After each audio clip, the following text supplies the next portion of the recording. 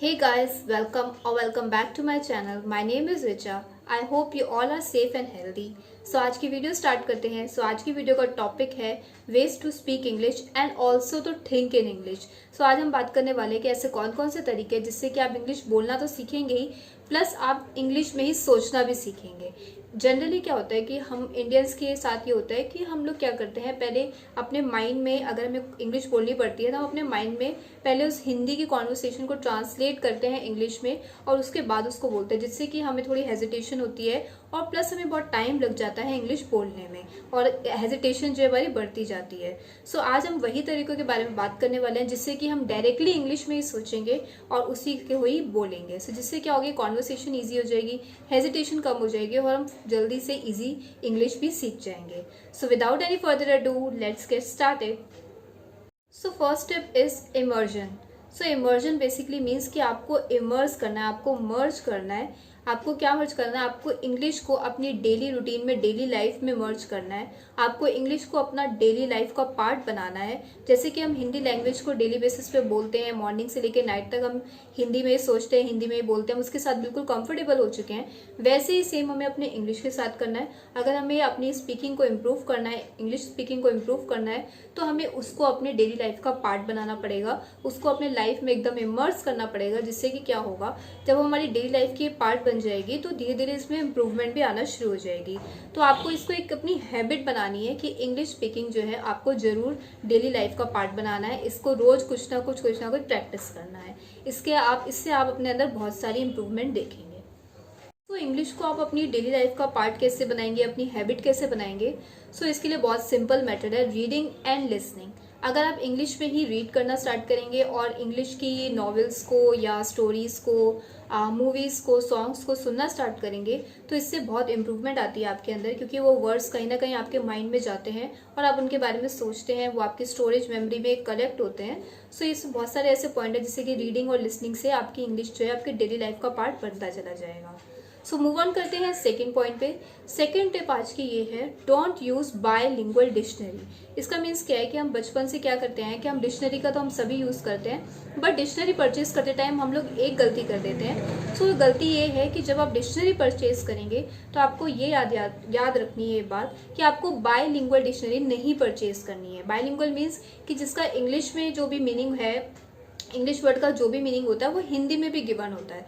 इससे क्या होता है कि क्योंकि हम इस टाइम पे सीख रहे होते हैं इंग्लिश, तो हम लोग जनरली क्या करते हैं, जो भी इंग्लिश वर्ड होता है उसको सर्च करके उसका हिंदी मीनिंग ढूंढ लेते हैं.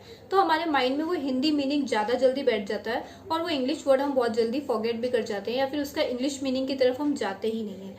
आपको क्या करना है, आपको ऐसी डिक्शनरी परचेज करनी है, नो मैटर व्हाट आप कौन से भी एज में अभी प्रेजेंट में है, आप अभी इंग्लिश डिक्शनरी परचेज करिए जिसमें कि सिंगल लैंग्वेज हो, इंग्लिश टू इंग्लिश ही हो. बेसिकली मीन्स इंग्लिश वर्ड का इंग्लिश में ही मीनिंग एक्सप्लेन किया हुआ होता है. बहुत ईजी होता है, ऐसा नहीं है कि आपको इंग्लिश नहीं आती तो आप इंग्लिश टू इंग्लिश कैसे समझेंगे. बहुत ईजी और सिंपल लैंग्वेज में उसको एक्सप्लेन किया होता है. आप इंग्लिश डिक्शनरी खरीदिए.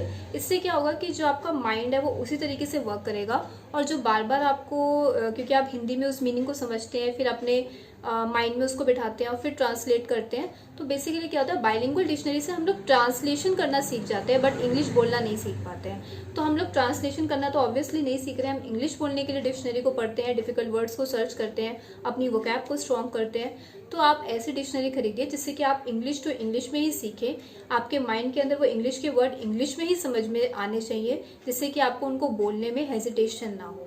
आपको ट्रांसलेशन नहीं सीखनी है डिक्शनरी के थ्रू, आपको इंग्लिश स्पीकिंग सीखनी है. Don't purchase a bilingual dictionary.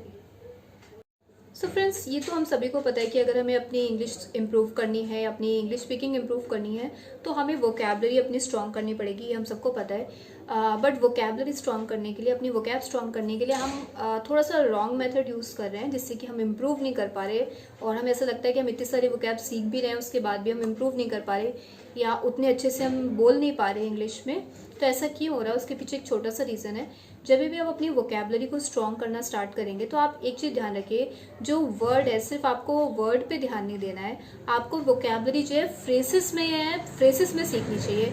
सिर्फ वर्ड नहीं सीखना चाहिए, आपको फ्रेसेस बेसिस में जो है वोकेबलरी को सीखना है। So don't use a single word, use the vocabulary whole phrase. इससे क्या होगा कि जब आप होल फ्रेज पूरा पढ़ेंगे और उसमें वोकेबलरी भी इंक्लूडेड होगी तो आपका माइंड जो है उसी तरीके से वर्क करेगा। और जनरली क्या होगा कि जब आप कॉन्वर्सेट करोगे, किसी के साथ कॉन्वर्सेशन करोगे या कहीं पे स्पीच दोगे या कुछ बात करोगे, तो इससे क्या होगा कि आप जब भी वो आपके माइंड जो आपको रिमाइंड करेगा वो वर्ड यूज़ करने के लिए, तो आप वो इंस्टेड ऑफ खाली वो वर्ड आप पूरा फ्रेज यूज़ करोगे, जिससे कि और अच्छा इंप्रेशन आएगा और अच्छे से आप जो है बोल पाओगे अपनी बात को। तो और उस वर्ड को और फ्रेजेस में यूज़ करने की कोशिश करिए। So always try to learn the vocab as a phrase, not as a single word. तो जब आप उसको फ्रेजेस में लर्न करना स्टार्ट करोगे, फ्रेजेस में प्रैक्टिस करोगे, so will definitely improve. So next step is practice. So practice is key to anything. I mean like practice, practice, practice. आप जितना ज़्यादा प्रैक्टिस करेंगे आप उतनी ही जल्दी इम्प्रूव करेंगे, उतनी ही जल्दी उतनी ही अच्छी इंग्लिश बोल पाएंगे, उतने ही कॉन्फिडेंट आप होंगे। तो प्रैक्टिस इज़ द की। आप जितनी अच्छी प्रैक्टिस करेंगे आपकी इंग्लिश उतनी अच्छी होती चली जाएगी। सो प्रैक्टिस आप कैसे कर सकते हो? तो प्रैक्टिस करने के बहुत सारे मेथड हैं। आप कोई भी एक टॉपिक ले सकते हो, उसके बारे में बात कर सकते हो। आप कोई भी एक टॉपिक ले सकते हो, उसके बारे में सोच सकते हो इंग्लिश में, देन उसको फिर बोल सकते हो। आपने मिरर वाला तो एक्सपीरियंस किया हुआ है, आप लोगों को मैंने पहले भी बहुत सारी वीडियोस में इसके बारे में एक्सप्लेन किया है कि आप फ्रंट मिरर पे खड़े होकर आप उसमें कोई भी एक टॉपिक सजेस्ट कर सकते, सेलेक्ट करके उस पर बोल सकते हो। तो आप ऐसा कुछ भी कर सकते हो।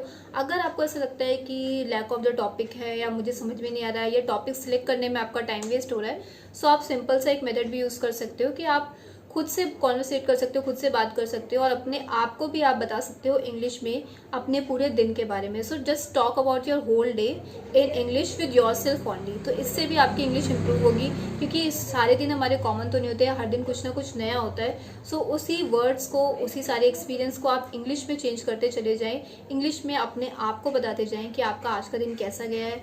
सो इसमें आपकी फीलिंग्स, आपकी सिचुएशन, आपकी थिंकिंग सब कुछ इंक्लूड हो जाएगा और आपको बोलने का तरीका भी आने लगेगा। आपको धीरे धीरे पता भी चलने लगेगा कि मैं क्या चीज़ गलत कर रही हूँ, क्या चीज़ गलत नहीं कर रही हूँ। सो इस तरीके से आप इम्प्रूव कर सकते हैं। तो talk about your whole day with yourself only, इससे आपकी प्रैक्टिस जो है अच्छी हो जाएगी। So next tip is speak with real people. Generally क्या होता है कि हम स्टार्टिंग में तो अपने साथ ही स्टार्ट करते हैं इंग्लिश बोलना, हम खुद को ही इंग्लिश में बात करना स्टार्ट करते हैं, खुद को ही मिरर में देख के इंग्लिश में बोलते हैं। बट इससे क्या होता है कि हमें लगता तो है कि हमें इंग्लिश आ रही है और हम बोल रहे हैं, बट जब हम रियल पीपल से मिलते हैं, जब एक्चुअल लोगों से मिलते हैं और करंट सिचुएशन में एक्चुअल में जाके सिचुएशन पे बात करते हैं, इंग्लिश में कॉन्वर्सेट करने की कोशिश करते हैं, तो होता क्या है कि हम हेजिटेट करते हैं या फिर लैक ऑफ कॉन्फिडेंस हमारे अंदर होता है, जिसके कारण कि हम ये नहीं बोल पाते हैं। तो आपको बेसिकली करना क्या है, आपको कुछ ऐसे लोगों को ढूंढना है जो कि और आपके साथ साथ इंग्लिश सीख रहे हों, या फिर कह सकते हैं जो ऑलरेडी इंग्लिश में एक्सपर्ट हों, जो कि आपकी मिस्टेक्स भी बता सकें। तो आपको कुछ ऐसे रियल पीपल ढूंढने जिसके के साथ आप इंग्लिश में बात कर सको, जिससे कि आपको अपनी गलतियां भी पता चले और आप इम्प्रूव भी कर सको। तो अगर आपको ऐसा लगता है कि ऐसा तो मेरे घर में कोई है नहीं जिससे कि मैं इंग्लिश में बात कर सकूं, या फिर मेरे फ्रेंड सर्कल में मैं डेली बेसिस पे तो रोज़ इंग्लिश में किसी से बात नहीं करता या मिलता नहीं हूं, अगर आपको ऐसा लगता है तो ऑनलाइन भी ऐसी बहुत सारी वेबसाइट्स हैं जहाँ पे रियल पीपल आपको मिलते हैं टॉक करने के लिए, और वो एक्सपर्ट होते हैं। वो आपको आपकी मिस्टेक्स के लिए स्कॉल नहीं करेंगे, वो आपको एक्चुअली एक्सप्लेन करते हैं कि आपने क्या सेंटेंस गलत बोला है, क्या आप कैसे इंप्रूव कर सकते हो, या इफ इन केस आप लोग सही भी बोल रहे हो तो इसको और बेटर तरीके से कैसे किया जा सकता है या बोला जा सकता है। सो ऐसी बहुत सारी वेबसाइट है, अगर आपको चाहिए तो मैं आपको ऐसी वेबसाइट के लिंक्स जो हैं नीचे डिस्क्रिप्शन बॉक्स में दे दूँगी, आप उसको चेकआउट कर सकते हैं। सो एक बहुत ही अच्छा मेथड है start talking with the real people, इससे आपकी प्रैक्टिस जो है और भी अच्छी होती चली जाएगी। Last and a very interesting tip is to sing along English songs. So आपको क्या करना है कि आपको इंग्लिश के कुछ गाने सुनने हैं और प्लस उनके साथ साथ उन गानों को गाना भी है। आपको यहाँ पे कोई सिंगर नहीं बनना है, सिर्फ अपनी इंग्लिश इंप्रूव करने के लिए काम करना है। इससे क्या होगा, जब आप इंग्लिश सॉन्ग सुनेंगे और उनको साथ साथ प्रैक्टिस करेंगे तो आपको कॉन्वर्सेशन करना ईजी हो जाएगा, क्योंकि आप कॉन्फिडेंट फील करेंगे, क्योंकि आपको उनकी प्रोनाउंसिएशन पता होगी, आपको उनके मीनिंग पता होंगे। अगर आपको लगता है कि आपको उनके लिरिक्स नहीं पता तो आप उनके लिरिक्स जो है निकाल के उनकी प्रैक्टिस कर सकते हैं और इंग्लिश सॉन्ग अपने साथ साथ गा सकते हैं।